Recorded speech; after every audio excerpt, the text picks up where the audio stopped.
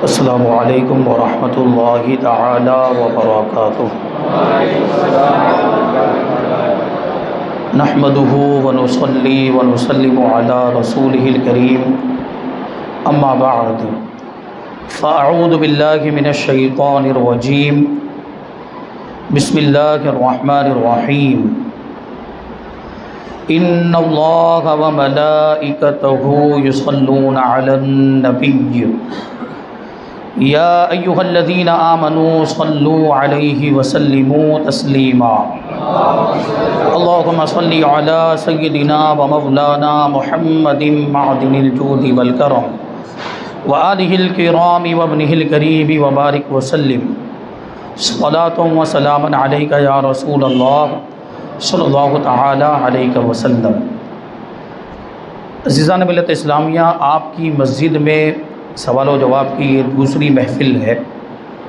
تقریباً 7 مہینے پہلے یا 8 مہینے پہلے ایک مجلس سوال و جواب کی اس مسجد میں ہوئی تھی، اور آپ حضرات نے اس محفل کے آداب بھی سماعت کر لی اور اس کی اہمیت بھی آپ جانتے ہیں،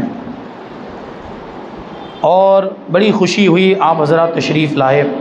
ہم آپ حضرات کا شکریہ ادا کرتے ہیں، کیونکہ آپ حضرات کے تشریف لانے سے ہی اس طرح کی محفلیں کامیاب ہوتی ہیں۔ اگر کوئی سننے والا ہی نہ ہو تو کیا ہم در و دیوار کو سنائیں گے؟ اس کا پھر فائدہ کیا؟ تو آپ حضرات تشریف لائے، ہم آپ کا استقبال بھی کرتے ہیں، آپ کا شکریہ بھی ادا کرتے ہیں، اور بغیر کسی تاخیر کے جو ہمارے پاس سوالات آئے ہیں ان سوالات کو شامل کرتے ہیں۔ پہلا سوال۔ السلام علیکم ورحمۃ اللہ وبرکاتہ۔ وعلیکم السلام ورحمۃ اللہ۔ مفتی صاحب، اللہ کی بارگاہ میں پہلا سوال یہ ہے کہ کیا اسمارٹ رنگ پہننا جائز ہے یا نہیں؟ اسمارٹ رنگ کے بارے میں سوال پوچھا گیا۔ آج کل بہت چیزیں اسمارٹ ہو گئی ہیں، بہت کچھ، ابھی وہ گھڑی بھی اسمارٹ ہو گئی، اب دیکھو آگے بڑھ گئے، ٹیکنالوجی نے ترقی کی تو اب رنگ بھی اسمارٹ ہو گئی۔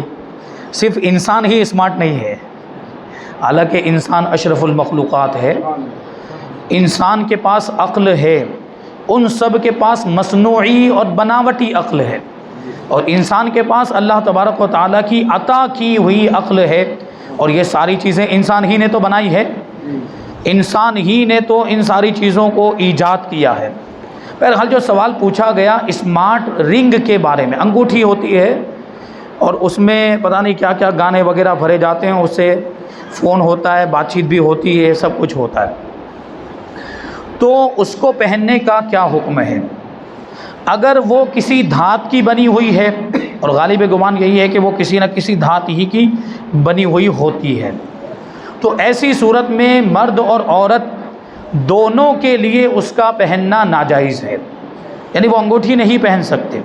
آپ اگر اس کو ساتھ میں رکھنا چاہیں تو جیب میں رکھ لیں یا پاکٹ میں رکھ لیں، یا کسی اور انداز میں آپ اس کو اپنے ساتھ کیری کر سکتے ہیں، لیکن پہننے کی اجازت نہیں ہے۔ اور ظاہر سی بات، وہ سونے یا چاندی کی تو بنی ہوئی نہیں ہوتی۔ اگر سونے چاندی کی بنی ہوئی ہو تو عورتوں کے لیے پہننا جائز ہوگا، اور مردوں کو صرف چاندی کی ایک انگوٹھی پہننے کی اجازت ہے، لیکن اس میں ایک نگینہ ہونا چاہیے۔ بغیر نگینے والی انگوٹھی پہننے کی بھی اجازت نہیں، وہ چھلا ہو جاتا ہے، چھلا پہننے کی بھی اجازت مردوں کو نہیں ہے۔ اور عورت پہ کسی بھی طرح کا زیور چاندی کا یا سونے کا پہن سکتی ہے، سونے چاندی کے علاوہ کسی اور دھات یا کسی اور میٹل کا زیور پہننا عورت کے لیے بھی ناجائز، مرد کے لیے بھی ناجائز ہے۔ تو یہ انگوٹھی اگر وہ میٹل کی بنی ہوئی ہے، کسی دھات کی بنی ہوئی ہے، تو دونوں کے لیے ناجائز۔ اب اگر مان لیجئے کہ وہ پلاسٹک کی بنی ہوئی ہے یا کسی اور چیز، یعنی دھات کے علاوہ، میٹل کے علاوہ کسی اور چیز کی بنی ہے، تب بھی اس کا پہننا ممنوع ہے، منع ہے، بچنے کا حکم ہوگا، یعنی اس کو نہ پہنا جائے۔ اگر وہ دھات کے علاوہ، میٹل کے علاوہ بھی کسی اور چیز کی بنی ہوئی ہے، تب بھی اس کو نہ پہنیں، اس سے بچیں۔ اور اس کی ضرورت نہیں، یہ سب فیشن کے طور پر ہو رہا ہے۔ جب آپ کے پاس موبائل ہے، موبائل سے سب کام ہو رہا ہے، تو آپ کو انگوٹھی پہننے کی کیا ضرورت ہے؟ اور ناجائز کام ہے اگر اس کے ذریعے سے ہو رہا ہے وہ گناہ ہے، وہ موبائل کے ذریعے کرے تب بھی گناہ ہے، وہ اسمارٹ واچ کے ذریعے کرے تب بھی گناہ ہے، یا اسمارٹ رنگ کے ذریعے کرے تب بھی گناہ ہے، گناہ تو گناہ ہی رہے گا۔ تو بہرحال گناہ سے بچنے کا تو ہر حال میں حکم ہے، تو ایسی انگوٹھی پہننے سے بچنا ہی بہتر ہے۔ ماشاءاللہ۔ ایک سوال ہے کہ سخت بیماری میں اگر کوئی پیشنٹ وضو نہیں کر سکتا تو موبائل میں دیکھ کر تلاوت کیسے کرے، یا سن کر ساتھ میں پڑھے تو کیا حکم ہے؟ جواب دینا ہے۔ سوال پیشنٹ اور مریض کے بارے میں پوچھا گیا کہ جو وضو نہیں کر سکتا۔ اب یہاں بے وضو ہونے کے تعلق سے حکم بیان ہوگا کہ اگر کوئی شخص بے وضو ہے تو قرآن پاک کی تلاوت کر سکتا ہے یا نہیں۔ تو بے وضو شخص چھونے کی تو اجازت نہیں ہے قرآن پاک کو، بے وضو شخص کے لیے بلکہ ناپاک شخص کے لیے بھی قرآن پاک کو چھونا حرام ہے، چھو نہیں سکتے۔ لیکن بے وضو شخص بغیر چھوئے اگر زبانی پڑھنا چاہے تو وہ زبانی پڑھ سکتا ہے، یا کسی اور نے اس کے سامنے کھول کر قرآن پاک رکھ دیا، اس میں سے دیکھ کر اگر وہ پڑھنا چاہتا ہے بغیر چھوئے تو پڑھنے کی اجازت ہے۔ لیکن بہتر یہ ہے کہ وہ پڑھنا بھی اگر چاہے تو باوضو ہو کر ہی پڑھے، اس میں زیادہ ثواب ملے گا باوضو ہو کر پڑھے گا تو۔ لیکن یہاں مجبوری ہے، پیشنٹ ہے، بیمار ہے، وضو نہیں کر سکتا ہے، اگر وہ زبانی پڑھ سکتا ہو تو زبانی پڑھنے کی اجازت ہوگی، یا اس کے سامنے کوئی شخص قرآن شریف کھول کر رکھ دے اور بغیر چھوئے وہ دیکھ کر پڑھ رہا ہے تو اس کی بھی اجازت ہوگی۔ اور اگر کوئی ناپاک ہے، دیکھیے بے وضو ہونے میں اور ناپاک ہونے میں فرق ہے۔ اگر کوئی شخص ناپاک ہے یعنی اس پر غسل واجب ہے تو اب اس کو دیکھ کر بغیر دیکھے، چھو کر بغیر چھوئے، ہر صورت میں قرآن شریف پڑھنا اس کے لیے حرام ہے۔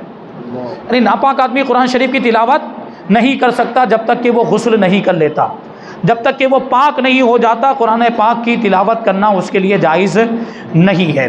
اچھا، انہوں نے ایک اور چیز پوچھی ہے کہ کسی چیز میں قرآن شریف کو لگا کر یعنی اس کو پلے کر دیا جائے، موبائل میں قرآن شریف اگر اس میں ڈاؤن لوڈ کیا ہوا ہے اور اس کو شروع کر دیا جائے اور اس کے ساتھ ساتھ اگر وہ پڑھنا شروع کر دے تو پھر بات تو وہی آ جائے گی، یہاں پہ قرآن شریف کو چھونا نہیں پایا جا رہا ہے، وہ اگر اس کے ساتھ ساتھ پڑھ سکتا ہو، جو اس میں قرآن شریف کی تلاوت ہو رہی ہے اس کے ساتھ ساتھ میں اگر وہ پڑھ سکتا ہو تو وہ پڑھ سکتے ہیں، پڑھنے کی اجازت ہوگی۔ لیکن قرآن پاک کی تلاوت کے آداب میں سے یہ ہے، ابھی یہاں تو جو موبائل میں قرآن شریف ہے اس کے لیے وہ حکم نہیں ہے، لیکن اگر کوئی ہمارے سامنے براہ راست بالمشافہ قرآن پاک کی تلاوت کر رہا ہو تو اس کا سننا واجب ہوتا ہے، پھر اس کے ساتھ ساتھ پڑھنے کی اجازت نہیں ہوتی۔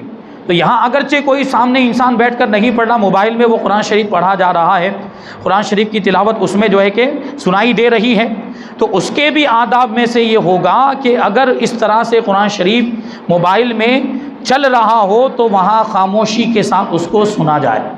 اب وہ ساتھ میں پڑھیں گے تو سننا تھوڑی پایا جائے گا، اگر کوئی انسان براہ راست پڑھ رہا ہو تب تو سننا واجب ہے۔ ایسی صورت میں اگر نہیں سنیں گے یا بات چیت میں مشغول ہو گئے یا دوسرے کسی کام میں مشغول ہو گئے تو وہ گنہگار ہوں گے۔ ہاں، اگر کوئی پہلے سے کسی کام میں مشغول تھا، کوئی دوسرے کام میں مصروف تھا اور وہاں پر آ کر کسی نے قرآن شریف بلند آواز سے پڑھنا شروع کر دیا تو اب یہ اس کی غلطی ہے۔ لوگ کاموں میں مشغول تھے، اپنے کاموں میں مصروف تھے، تو اس نے تلاوت قرآن وہاں پہ کیوں کی؟ لوگ سننے کے لیے بیٹھے ہوں قرآن پاک اور وہاں قرآن پاک کی تلاوت کی جائے تو پھر سننا واجب ہوتا ہے، اور اب اگر کوئی نہیں سنے گا تو وہ گنہگار ہوگا۔ سوال کرتے ہیں کہ لڑکی کا نام عرشیہ فاطمہ رکھ سکتے ہیں یا نہیں؟ اس نام کا معنی اور مطلب کیا ہوتا ہے؟ برائے کرم رہنمائی سے۔ عرشیہ فاطمہ رکھنے کی اجازت ہے نام، اور یہ بڑا اچھا نام ہے، پیارا نام ہے، شریعت کے اعتبار سے اس نام کو رکھنے کی اجازت ہے۔ دیکھیے، اب انہوں نے مطلب پوچھا کہ اس کا مطلب کیا ہوتا ہے۔ فاطمہ کا مطلب کسی کو بتانے کی ضرورت ہے؟ کس کا نام ہے؟ حضور پاک صلی اللہ علیہ وسلم کی پیاری شہزادی حضرت خاتون جنت رضی اللہ تعالی عنہا کا نام ہے۔ اور عرشیہ کا مطلب ہوتا ہے عرش والی۔ عرش کا معنی آپ جانتے ہیں، عرش کا ایک معنی ہوتا ہے تخت اور ایک معنی ہوتا ہے عرش الہی۔ جو ساتوں آسمانوں کے بھی اوپر ہے۔ تو یہ بلندی کی طرف اشارہ ہے اور اونچے مقام کی طرف اشارہ ہے۔ یہ نام اچھا ہے، اس کا معنی اور مطلب بھی اچھا ہے۔ تو عرش یا فاطمہ نام رکھنے کی اجازت ہے۔ اچھے معنی والے، اچھے مطلب اور میننگ والے نام رکھنے چاہیے۔ ایسے نام نہیں رکھنے چاہیے جن کا معنی مناسب نہیں ہے، یا یہ کہ اس نام کا کوئی مطلب ہی نہیں۔ آج کل ایسے بہت سارے نام رکھے جا رہے ہیں جس کا کوئی معنی نہیں ہوتا، کوئی مطلب نہیں ہوتا، نہ عربی زبان میں اس کا کوئی مطلب ہے، نہ فارسی میں کوئی مطلب ہے، نہ اردو میں۔ عام طور پر ہمارے یہاں پہ 3 زبانوں کے نام رکھے جاتے ہیں، یا تو اردو والا نام ہوگا، یا عربی والا ہوگا، یا فارسی والا ہوگا۔ اب وہ لاتے ہیں ترکی زبان والا یا لاتے ہیں کسی اور زبان والا، تو ہم کو کیا پتہ کہ وہ اگر واقعی اس زبان میں اس کا کوئی اچھا معنی اور مطلب ہوتا ہے تب تو رکھنے کی اجازت ہوگی، لیکن اس کی تحقیق ہونی چاہیے کہ اس زبان میں جس زبان کا وہ لفظ ہے۔ اب وہ جیسے کہ ترکی زبان کا لفظ لے کر آ گئے ہمارے سامنے اور پوچھ رہے ہیں کہ اس کا کیا معنی، تو ہم تو اس کو عربی ڈکشنری میں ڈھونڈیں گے، یا فارسی ڈکشنری میں ڈھونڈیں گے، یا اردو لغت میں ڈھونڈیں گے، تو ہم کو تو نہیں ملے گا، کیونکہ وہ ان تینوں زبانوں کا لفظ ہے ہی نہیں۔ تو ہم تو کیا کہیں گے، بھائی ہمیں نہیں ملا، یہ نام نہ رکھا جائے۔ اب اگر کہیں سے وہ ثابت کر دیتے ہیں کہ ہاں یہ فلاں زبان کا لفظ ہے اور اس کا معنی اور مطلب اچھا ہے، تو رکھنے کی اجازت ہوگی۔ لیکن ہمارے یہاں پر جو معروف ہے، ہمارے یہاں پر جو رواج چلتا ہے عربی، فارسی اور اردو کا، انہی زبانوں میں نام رکھنے چاہیے، یہی بہتر ہے، یہی بہتر ہے۔ اب وہ کیا ہو گیا نا، آج کل لوگوں کو نئے نام چاہیے، بالکل الگ ہونا چاہیے، یونیک ہونا چاہیے، سننے میں لوگوں کو نیا لگنا چاہیے، تو اس کے چکر میں کچھ بھی نام رکھا جا رہا ہے۔ وہ گوگل پہ سرچ کیا جاتا ہے، گوگل پہ، یوٹیوب پہ اور انٹرنیٹ پہ سرچ کرتے ہیں، یعنی مفتی گوگل سے پوچھتے ہیں۔ یہاں علماء موجود ہیں، مفتیان کرام موجود، ان سے نہیں پوچھیں گے۔ موبائل ابھی تو سب سے بڑا مفتی ہو گیا ہے، اب اسی سے پوچھا جاتا ہے، اور وہ گوگل تو کچھ کا کچھ بتاتے ہیں، اس میں تو ساری معلومات ہے، غیروں کی بھی معلومات ہے، بد مذہبوں نے بھی اپنا میٹر مواد ڈالا ہوا ہے اس میں، اب وہ بھی پڑھ رہے ہوتے ہیں، ان کو کیا پتہ چلے گا کس نے ڈالا ہے وہ، اور یہ کیا اس کا معنی مطلب ہوتا ہے، وہاں سے اٹھا لیا اور نام رکھنا شروع کر دیا۔ دوسری معلومات کے تعلق سے بھی یہ ہوتا ہے۔ تو دوسری بھی دینی اور اسلامی معلومات اس طرح ڈائریکٹ انٹرنیٹ سے آپ حاصل کرنے کی کوشش نہ کریں، ورنہ گمراہ بھی ہو سکتے ہیں۔ اگر آپ کو یقین کے ساتھ معلوم ہو کہ یہ سنیوں کا مواد ہے، سنی علماء کے بیانات ہیں، سنی علماء کی تقریریں ہیں، اگر یقین کے ساتھ معلوم ہے تو بے جھجک آپ سن سکتے ہیں، اس کی بالکل اجازت ہوگی۔ اگر نہیں معلوم یا کچھ شک ہو رہا ہے تو اپنے علماء سے پہلے دریافت کریں کہ حضرت یہ بیان ہے، یہ تقریر ہے، یہ مواد ہے، یہ میٹر ہے، یہ لکھا ہوا ہے، اس کو پڑھنا چاہیے کہ نہیں پڑھنا چاہیے، یہ بیان سننا چاہیے کہ نہیں سننا چاہیے۔ علماء آپ کی رہنمائی کریں، اس کے مطابق آپ عمل کریں۔ ماشاء اللہ۔ کیونکہ آج کل آن لائن بہت سارے بزنس چل رہے ہیں، ایک سوال آیا ہے کہ فورن منی ایکسچینج یہ آن لائن کرنا کیسا ہے؟ فوریکس ٹریڈنگ کے بارے میں سوال پوچھا گیا۔ اب دیکھیے، آپ میں اگر کوئی بزنس مین ہوگا تو وہ اس کو جانتا ہوگا، اور اگر نہیں بھی جانتے تو میں آپ کو بتا دوں اس میں ہوتا کیا ہے کہ آن لائن کرنسی کو ایکسچینج کیا جاتا ہے، آن لائن کرنسی کا تبادلہ، ایک ملک کی کرنسی خریدی جاتی ہے، پھر اس کو انڈین کرنسی میں کنورٹ کر کے بیچا جاتا ہے، یا دوسری کسی کرنسی میں تبدیل کر کے اس کو بیچا جاتا ہے اور اس میں کچھ منافع لیا جاتا ہے۔ تو اگر یہ معاملہ ہاتھوں ہاتھ ہوتا ہو، یعنی ایک ہاتھ ادھر سے لیا ایک ہاتھ دے دیا، تو یہ جائز ہے، اس میں کوئی حرج نہیں، شریعت کے اعتبار سے اس میں کوئی قباحت نہیں ہے۔ یہ خرید و فروخت ہوتی ہے، یہ خرید و فروخت کی ایک قسم ہے جس کو بیع صرف کہا جاتا ہے، یعنی سمن کے بدلے میں سمن کی بیع، کرنسی کے بدلے میں کرنسی کی بیع، کرنسی کے بدلے میں کرنسی کی خرید و فروخت۔ اگر یہ ہاتھوں ہاتھ معاملہ ہو رہا ہے، فوراً ایک طرف سے دیا دوسری طرف سے لیا، یا آن لائن ہو رہا ہے، آن لائن ایک طرف سے دیا دوسری طرف سے فوراً واپس آ گیا، جو ایک کرنسی گئی تو دوسری کرنسی فوراً واپس مل گئی، تو یہ معاملہ جائز ہے، اس میں کوئی حرج نہیں ہے۔ لیکن ہوتا کیا ہے کہ اس میں فراڈ بہت زیادہ ہوتا ہے، دھوکہ دہی بہت زیادہ ہوتی ہے، اور لوگوں کو اس میں بے وقوف بنایا جاتا ہے، ان کے مال کو لوٹ لیا جاتا ہے۔ آپ نے تو یہاں سے پیسہ ڈال دیا، ادھر سے واپس آیا ہی نہیں آپ کا پیسہ، تو اس طرح سے نقصان کا اس میں اندیشہ ہے، اس لیے بچنے کا حکم ہے۔ تو جو اس کے ماہرین ہوں، جو ایکسپرٹ ہوں، اس کے سارے نشیب و فراز کو جانتے ہوں کہ کیا کیا معاملات ہوتے ہیں، اور ان کو نقصان کا اندیشہ کم ہو یا نہ ہو، تو ان کو یہ کاروبار کرنے کی شریعت کے اعتبار سے اجازت ہوگی۔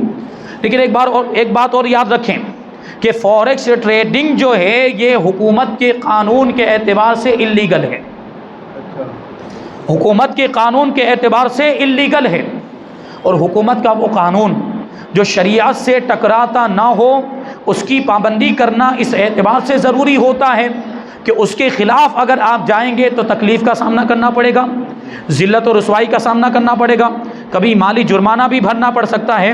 تو اس اعتبار سے بھی اس سے بچنے کا حکم ہے، اس سے بچنا ہی بہتر ہے۔ اس کے علاوہ کتنے کمانے کے ذریعے حلال ذریعے ہیں تو وہ اپنائیں، اس کو چھوڑ دیں۔ ماشاءاللہ۔ اس سوال حضرت کے کوئی صاحب پہلی کبھی مسجد میں رہے ہوں گے تو میں مطلب سنا ہوگا، وہ سوال کرتے ہیں کہ حضرت آپ نے ایک مسئلہ بیان کرتے ہوئے کہا تھا کہ اگر موبائل میں قرآن شریف ہو تو اسے ٹوائلٹ میں لے کے نہیں جا سکتے، اس سے مراد موبائل میں قرآن ہونا ہے یا پھر وہ قرآن شریف بیک گراؤنڈ ایپ میں کھلا ہو؟ یہ مطلب ہے، جواب وضاحت کے ساتھ عنایت فرمائیں۔ دیکھیے یہ مسئلہ بتایا گیا تھا کہ موبائل میں قرآن شریف ہوتا ہے، کبھی PDF فائل کی شکل میں ہوتا ہے، کبھی اپلیکیشن کی شکل میں ہوتا ہے، تو اس کا حکم بھی قرآن ہی کا ہے، وہ بھی قرآن پاک ہی ہے۔ تو جس طرح ہم یہ مصحف والے قرآن شریف کا ادب و احترام کرتے ہیں، جو کتابی شکل میں ہارڈ کاپی ہمارے سامنے، اس کا ہم ادب و احترام کرتے ہیں، کیا اس کو استنجا خانے میں لے کر جانے کی اجازت ہوگی؟ نہیں ہے۔ تو اسی طرح جو قرآن شریف موبائل کے اندر محفوظ ہے، چاہے کسی بھی شکل میں محفوظ ہو، تو اس موبائل کو بھی اب استنجا خانے میں لے کر جانے کی اجازت نہیں ہوگی۔ اب یہ سوال کیا پوچھتے ہیں کہ اپلیکیشن میں پیچھے کھلا ہوا ہو تب یہ حکم ہوگا، یا اندر محفوظ ہو، میموری کارڈ کے اندر محفوظ ہے تب یہ حکم ہوگا؟ ہر صورت میں یہی حکم ہوگا۔ یعنی اپلیکیشن میں کھلا ہوا ہے تب تو زیادہ سخت حکم ہوگا کہ سامنے نظر آ رہا ہوگا، اگر سامنے نظر نہیں بھی آ رہا ہے، میموری کارڈ کے اندر محفوظ ہے، یا اپلیکیشن کھلا ہوا نہیں ہے، تب بھی یہی حکم ہوگا، کیونکہ کہیں نہ کہیں اندر وہ قرآن پاک موجود ہے، موبائل کے اندر کہیں نہ کہیں وہ قرآن پاک موجود ہے، تو اس میں یہی حکم ہوگا کہ اس کا ادب و احترام لازم اور ضروری ہے، اس کو استنجا خانے میں لے کر نہیں جا سکتے۔ اور اس وقت میں نے یہ مسئلہ عرض کیا تھا کہ کبھی مجبوری ہوتی ہے کہ موبائل کو اندر لے کر جانا پڑتا ہے، یعنی کیسی مجبوری کہ اگر باہر رکھ کر جائیں گے تو چوری ہو جائے گا، کوئی اٹھا کر لے جائے گا۔ جیسے آپ کہیں مسجد ہی میں پہنچے، یا کہیں آپ مسافر ہیں، سفر کر رہے ہیں کسی جگہ پر، آپ کو وہاں پر استنجا خانے میں جانا پڑ گیا، واش روم میں جانا پڑ گیا، اب ایسی اجنبی جگہ پر آپ موبائل کو باہر ایسے کھلا ہوا چھوڑ کر جائیں گے تو وہاں یہ قوی اندیشہ ہے کہ موبائل آپ کا چوری ہو جائے گا یا کوئی لے کر چلا جائے گا۔ تو ایسی صورت میں یہ والی مجبوری اگر ہے تو پھر لے کر جانے کی اجازت ہوگی۔ لیکن اگر آپ گھر پر ہیں یا آپ اپنی مسجد کے اندر موجود ہیں، یہاں آپ کے احباب موجود ہوتے ہیں، تو آپ نے اپنے کسی ساتھی کو دے دیا کہ میں جا رہا ہوں ابھی تھوڑی دیر کے لیے رکھو، یا آپ گھر پر ہیں تو گھر پر تو آپ ویسے ہی چھوڑ کر جا سکتے ہیں، تو وہاں پر تو حکم یہی ہوگا کہ باہر رکھ کر ہی جائیں، وہاں ایسی صورت میں اندر لے کر جانے کی اجازت نہیں ہوگی۔ حضرت ادھر تشریف لائے، آ جائیں۔ ماشاءاللہ۔ سوال حضرت کہ جس پانی سے سرکار کونین سیدنا خیر الخلق رسول اللہ صلی اللہ علیہ وسلم کے منہ مبارک شریف کو دھویا گیا اور صاف کیے گئے، تو وہ پانی زیادہ افضل ہے یا آب زمزم؟ دیکھیے سوال سمجھ میں آپ کو کہ جس پانی سے حضور پاک صلی اللہ علیہ وسلم کے منہ مبارک کو دھویا گیا ہو وہ پانی افضل ہے یا آب زمزم افضل ہے؟ اب دیکھیے ویسے تو اس سے کوئی بہت بڑی ضرورت وابستہ نہیں ہے، اگر اس کا جواب معلوم نہیں بھی ہوگا تو کوئی نقصان ہونے والا نہیں ہے، لیکن لوگ پوچھتے ہیں۔ اب بہرحال میں نے کہیں کسی کتاب میں اس کا جواب پڑھا نہیں ہے، لیکن میرے ذہن میں جو بات آ رہی ہے، ہمارا عشق کیا کہتا ہے؟ ہمارا عشق کیا کہتا ہے کہ جس پانی سے منہ مبارک کو غسل دیا گیا ہو وہ پانی آب زمزم سے بھی بہتر ہے۔ کیونکہ دیکھیے وہ غور کرنے پر اس کی وجہ کیا سامنے آتی ہے، یہ ہم نے کیسے کہا؟ یوں ہی نہیں کہا، کہ جس پانی سے حضور کے منہ مبارک کو دھویا گیا ہو، غسل دیا گیا ہو، وہ پانی آب زمزم سے افضل ہے۔ کیوں افضل ہے؟ کیوں افضل ہے؟ کیونکہ آب زمزم کا مطلب کیا ہے؟ آب زمزم کون سا پانی ہے؟ حضرت اسماعیل علیہ السلام کے ایڑی رگڑنے کی وجہ سے جو پانی زمین سے نکلا تھا، یہ نبی کے جسم سے نہیں نکلا، یہ بات یاد رکھیں گے۔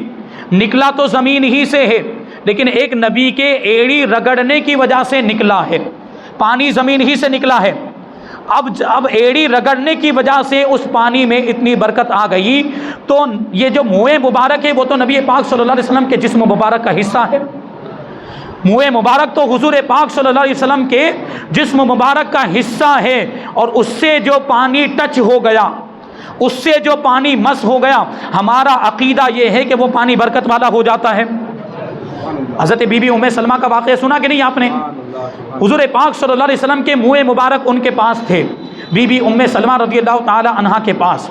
جب بھی کوئی بیمار ان کے پاس لایا جاتا تھا، اور لوگوں کو بھی پتا تھا کہ ان کے پاس منہ مبارک ہے، اور بیماروں کو بھی وہاں پر لے کر آتے تھے لوگ، کیونکہ لوگوں کا عقیدہ تھا کہ منہ مبارک میں شفا موجود ہے۔ وہ ڈاکٹر کے پاس لے کر نہیں جاتے تھے، وہ طبیب اور حکیم کے پاس لے کر نہیں جاتے تھے، وہ بی بی ام سلمہ کے پاس یا جو دوسرے صحابہ کرام کے پاس منہ مبارک تھے ان کے پاس بیماروں کو لے کر آتے تھے۔ اب بی بی ام سلمہ کیا کرتی تھی؟ بی بی ام سلمہ رضی اللہ تعالی عنہا حضور کے منہ مبارک کو نکالتی تھی، اور پانی میں حضور پاک صلی اللہ علیہ وسلم کے منہ مبارک کو ایسے گھما دیتی تھی، اور وہ پانی بیمار کو پلا دیا جاتا تھا تو بیمار شفا یاب ہو جاتا تھا، اس کی بیماری دور ہو جاتی تھی۔ وہ شعر آپ نے سنا ہوگا نا کہ گھماتی ام سلمہ پانی میں منہ مبارک کو، گھماتی ام سلمہ پانی میں منہ مبارک کو، مریضوں کو شفا دیتے میرے سرکار کے گیسو۔ تو حضور پاک صلی اللہ علیہ وسلم کے منہ مبارک سے پانی لگ جائے تو وہ پانی برکت والا ہو جاتا ہے۔ یقیناً آب زمزم بھی برکت والا ہے، آب زمزم میں بھی شفا ہے، لیکن وہ نبی کے جسم سے نکلا نہیں ہے، یا نبی کے جسم کے کسی حصے سے مس نہیں ہوا ہے، وہ برکت والا ہے۔ ہم اس کی برکت کو مانتے ہیں، اس پر ایمان رکھتے ہیں، لیکن یہ جو پانی ہے جو حضور پاک صلی اللہ علیہ وسلم کے منہ مبارک سے لگ گیا، اس میں آب زمزم کے مقابلے میں زیادہ برکت ہوتی ہے۔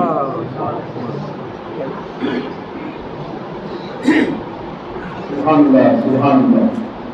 سوال کرتے ہیں کہ نماز فجر کا مائکے کے لیے کیا حکم ہے، جبکہ مائکہ 90 کلومیٹر سے زیادہ ہو، اور اگر مائکے کے گاؤں میں جا کر بھائی کے یہاں نہ رکے بلکہ باہر کام نپٹایا جائے، چچا اگر کوئی سسرالی رشتے میں جائے تو اس کے لیے کیا حکم ہے؟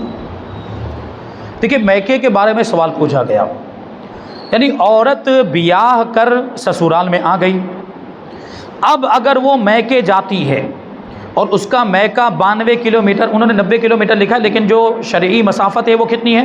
92 کلومیٹر یا اس سے زیادہ۔ اتنے سفر پر اگر کوئی روانہ ہوتا ہے تو اپنی آبادی سے نکلتے ہی وہ شرعی مسافر ہو جاتا ہے، یعنی اس پر قصر لاگو ہو جاتی ہے، یعنی نمازوں میں 4 رکعت والی فرض نمازوں کو 2 کر کے پڑھنا ہے۔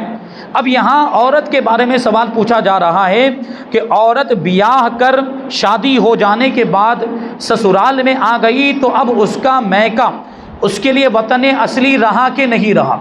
وطن اصلی کا یہ حکم ہوتا ہے جہاں پیدائش ہوئی ہو، جہاں گھر والے رہتے ہوں، وہاں وہ اس کا وطن اصلی ہوتا ہے۔ وہ جب بھی وہاں پر پہنچے گا، عام حالات میں حکم یہ ہوتا ہے وہ مقیم ہو جائے گا، اگرچہ 1 گھنٹے ہی رکنے کا ارادہ کیوں نہ ہو۔ لیکن یہ جو لڑکیوں کے معاملات ہوتے ہیں، خواتین کے جو معاملات ہوتے ہیں، خواتین جب شادی ہو جانے کے بعد سسرال آ جاتی ہیں تو اب سسرال ہی ان کا وطن اصلی ہو جاتا ہے۔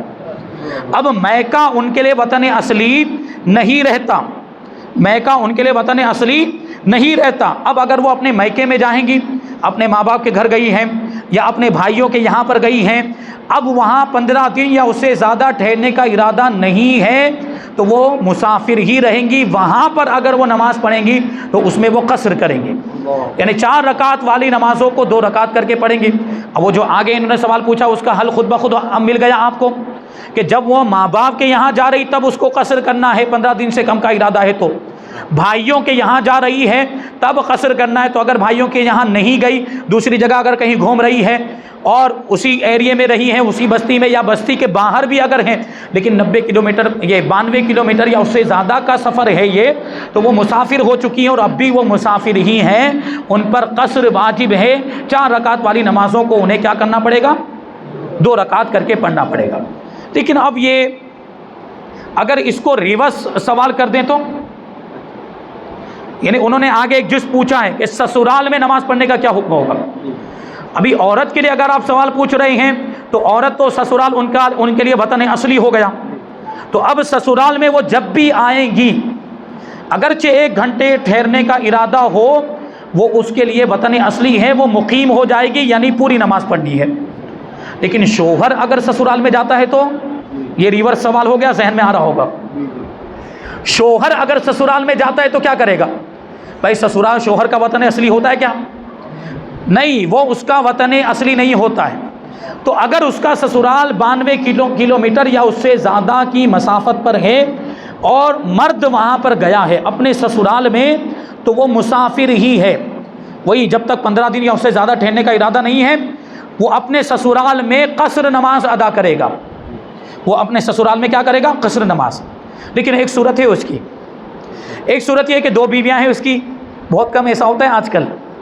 2 بیویاں ہیں، ایک بیوی یہاں رہتی ہے اور ایک بیوی اپنے میکے میں ہی رہتی ہے، ایک بیوی اپنے میکے میں ہی رہتی، اور یہ کبھی کبھی ہفتے میں 1 مرتبہ یا مہینے میں 1 مرتبہ اپنی بیوی سے اپنے بچوں سے وہاں ملاقات کرنے کے لیے جاتا ہے، یعنی وہاں پر اپنے بیوی بچوں کو اس نے آباد ہی کر دیا، اور وہ مستقل طور پر وہاں اس کے سسرال میں رہ رہے ہیں، یعنی اپنے میکے میں بیوی رہ رہی ہے اور اس کے بچے بھی وہاں پر رہ رہے ہیں۔ تو ایسی صورت میں پھر وہ بھی اس کا وطن اصلی بن جائے گا۔ یہ جو وطن جہاں اس کی پیدائش ہوئی ہے، جہاں اس کے ماں باپ وغیرہ رہتے ہیں، جہاں اس کا مکان وغیرہ، یہ بھی وطن اصلی رہے گا، اور بیوی بچوں کو اگر کہیں پر مستقل طور پر آباد کر دیا ہے، ان کو وہیں پر اس نے وہاں یہ کر دیا ہے، سکونت انہوں نے وہاں پر پورے طور پر اختیار کر لی ہے، تو اب وہ بھی اس کا وطن اصلی ہو جائے گا، یعنی وہاں پر بھی اب جائے گا تو اگرچہ 92 کلومیٹر یا اس سے زیادہ کی مسافت پر وہ ہے، تو وہاں جانے کے بعد وہ مقیم ہو جائے گا۔ لیکن ایسا عام طور پر ہوتا نہیں ہے، عام طور پر سسرال وطن اصلی نہیں ہوتا ہے، وہاں اگر جاتا ہے 92 کلومیٹر یا اس سے زیادہ کا سفر طے کر کے، تو وہ مسافر ہی رہتا ہے جب تک کہ 15 دن یا اس سے زیادہ ٹھہرنے کا مستقل ارادہ وہاں پر نہ ہو۔ 15 دن یا اس سے زیادہ ٹھہرنے کا ارادہ ہو تو مقیم ہو جائے گا، وہ اس کا وطن اقامت بن جائے گا، پھر وہ پوری نماز پڑھے گا۔ اور اگر اس کا سسرال 92 کلومیٹر سے کم ہے، 92 کلومیٹر سے کم مسافت کے اندر ہے، تو مسافر ہوگا ہی نہیں، پھر وہ 50 کلومیٹر کے فاصلے پر ہے، وہاں گیا تو مقیم ہی ہے، وہاں جانے کا جو ارادہ کیا، کیونکہ یہ شرعی سفر نہیں ہے تو وہ مسافر ہوا ہی نہیں، وہ بدستور مقیم ہے۔ تو 50 کلومیٹر یا 60 کلومیٹر کے فاصلے پر اگر کسی کا سسرال ہے، یا اگر کسی خاتون کا میکہ ہے اور وہ 50 کلومیٹر یا 60 کلومیٹر جاتی ہے تو وہ مقیم ہی رہے گی، یا وہ مرد جاتا ہے تو وہ بھی مقیم ہی رہے گا، یہ دونوں نمازیں پوری پڑھیں گے۔ ماشاءاللہ۔ اس سوال ہے کہ زید کی ریلوے میں جاب ہے، وہ ایک super fast non stop railway پر بیٹھتا ہے، آج عصر کے بعد اور کل فجر کے بعد اترتا ہے، اسے مغرب عشاء اور فجر پڑھنے کا وقت نہیں مل پاتا، تو وہ کیسے نماز ادا کرے؟ کبھی کبھی کچھ ٹرینیں ایسی ہوتی ہیں کہ جن میں اسٹیشن بہت دیر کے بعد آتا ہے، اور ان میں بیچ میں جو قریب والی نمازیں ہیں نا، عصر ہے، مغرب ہے، عشاء، ان نمازوں، عشاء کا وقت تو بہت لمبا ہوتا ہے ویسے، عصر اور مغرب کی نمازوں کا وقت بھی نکل جاتا ہے، کبھی اتنا لمبا جو ہے کہ اس کا وہ سفر ہوتا ہے اور بیچ میں کوئی اس کا اسٹاپ نہیں آتا، تو ایسی صورت میں کیا کریں گے؟ چلتی ہوئی ٹرین میں نماز کیسے ادا کی جائے؟ کیا نماز پڑھنے کی اجازت ہوگی چلتی ہوئی ٹرین میں؟ تو دیکھیں اس میں علماء کا اختلاف ہے کہ چلتی ہوئی ٹرین میں نماز پڑھ سکتے ہیں یا نہیں پڑھ سکتے۔ بعض علماء کہتے ہیں کہ چلتی ہوئی ٹرین میں نماز پڑھیں گے تو نماز نہیں ہوگی، اور بعض علماء کہتے ہیں کہ ابھی زمانے کے حالات کے اعتبار سے جو ابھی حالات تبدیل ہوئے ہیں، اس اعتبار سے اب اس زمانے میں چلتی ہوئی ٹرین میں بھی نماز پڑھنے کی اجازت ہوگی. اور پہلے والے جو علماء ہیں جو ناجائز کہتے ہیں ان کے نزدیک بھی حکم یہ ہے کہ اگر یہ دیکھے کہ نماز کا پورا وقت ٹرین ہی میں نکل جائے گا, نماز نہیں پڑھیں گے تو وقت ہی چلا جائے گا, تو ایسی صورت میں انہوں نے بھی نماز پڑھنے کی اجازت دی ہے کہ چلتی ہوئی ٹرین ہی میں نماز پڑھ لے, لیکن بعد میں اعادہ کرنا ضروری ہوگا. ان کے نزدیک اعادہ یعنی نماز کو دہرانا ضروری ہے. جب ٹرین رک جائے, اسٹیشن پر اتر جائے تب, یا اپنے وطن میں پہنچ جائے یا منزل پر پہنچ جائے تو وہاں اس نماز کو وہ دہرائے گا.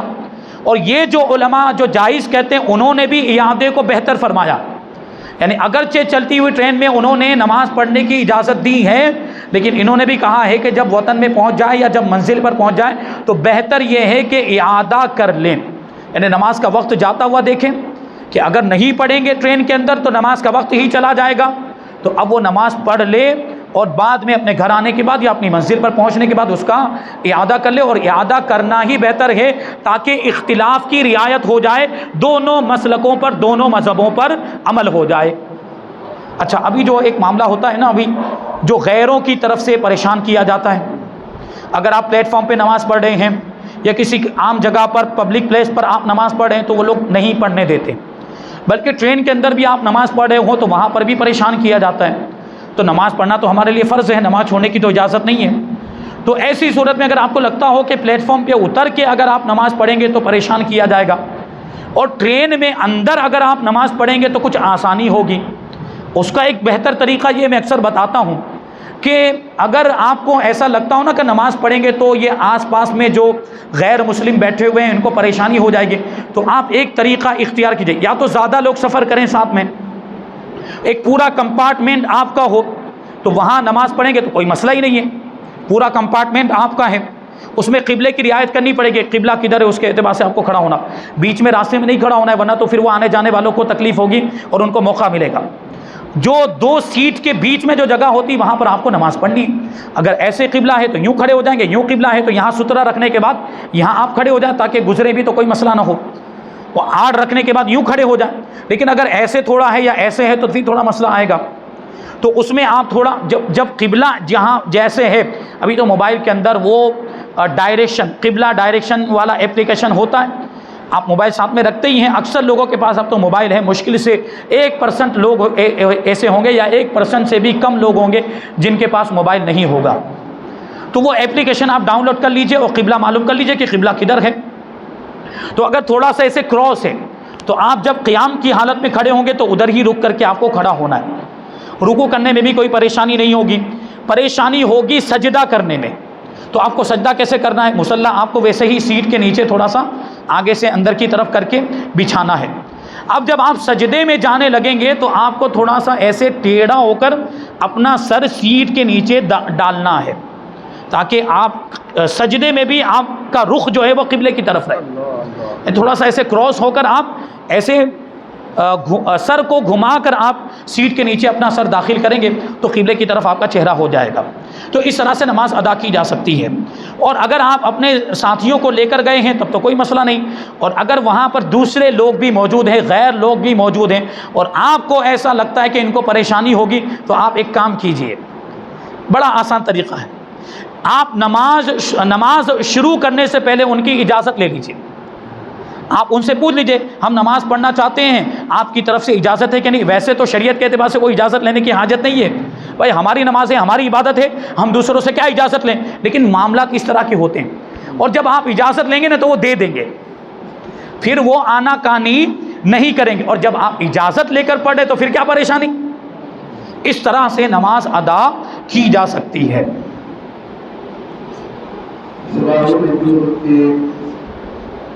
اگر کسی نے اپنی بیوی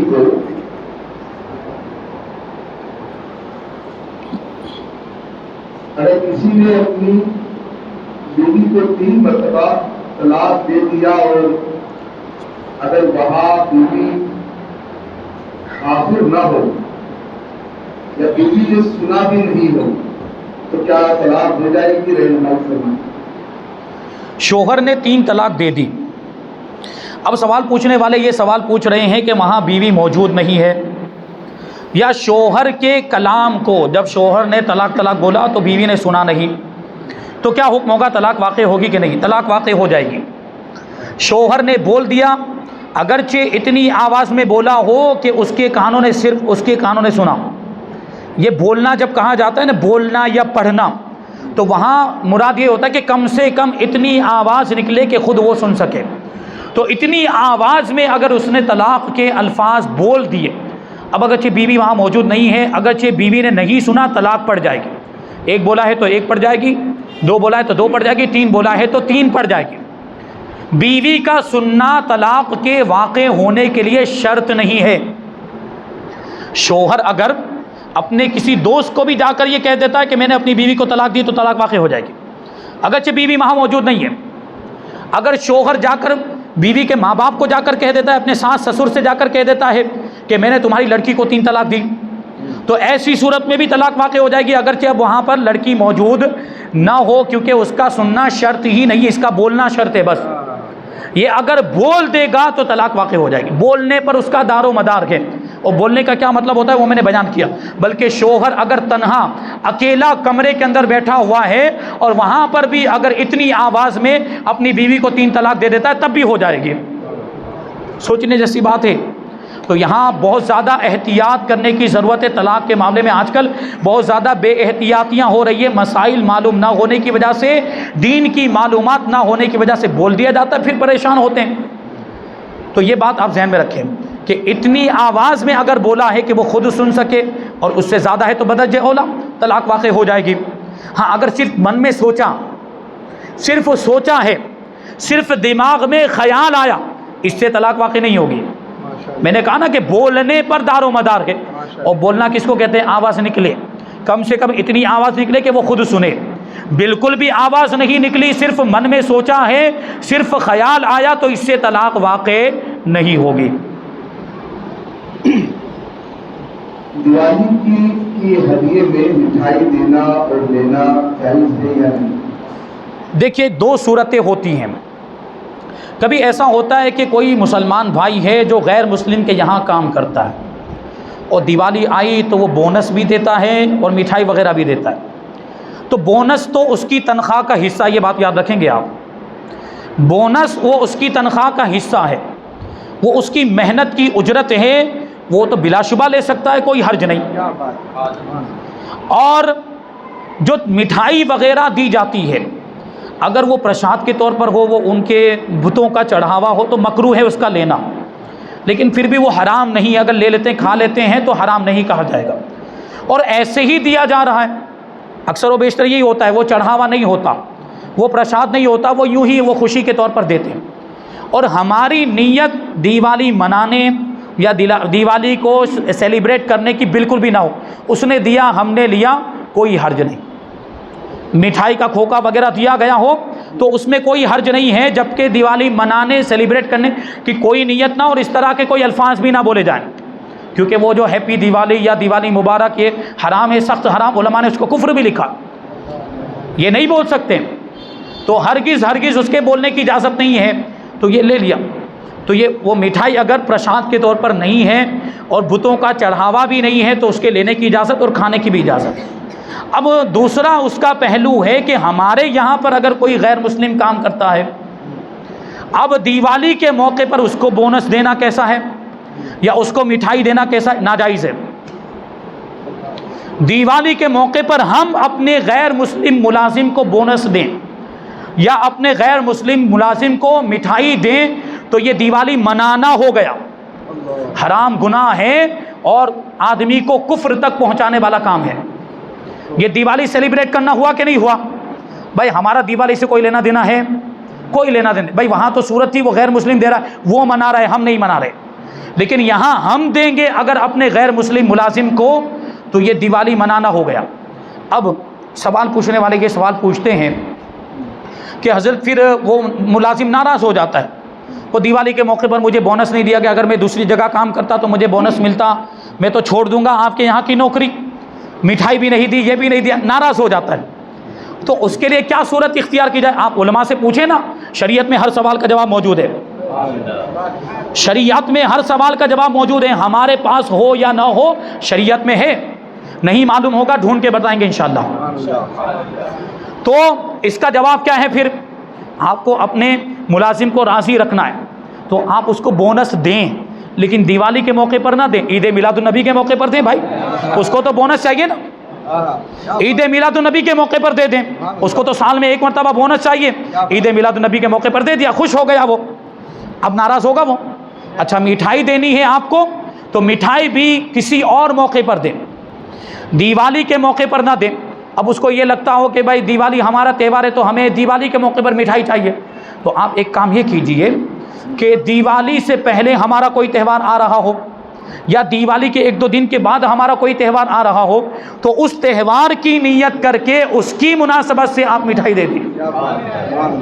تہوار تو آتے جاتے رہتے نا ہمارے، الحمدللہ، تو ہم اپنے تہوار کی نیت سے اس کو مٹھائی دے دیں تو یہ جائز ہوگا، لیکن دیوالی کے موقع پر بونس یا مٹھائی دینے کی اپنے غیر مسلم ملازموں کو ہرگز اجازت نہیں ہے۔ ایک آخری سوال آخری سوال ہے اس مسجد کا، ہمیں سوال کرنے والے پوچھتے ہیں کہ حاملہ عورت جو ہے ڈلیوری کے بعد میں ناپاک ہوتی ہے، تو اگر وہ عورت کسی جو ہے وہ چھو دیتی ہے، کپڑوں کو ہاتھ لگا لے یا پھر برتن کو ہاتھ لگا لے، تو کیا وہ بھی ناپاک ہو جاتے ہیں؟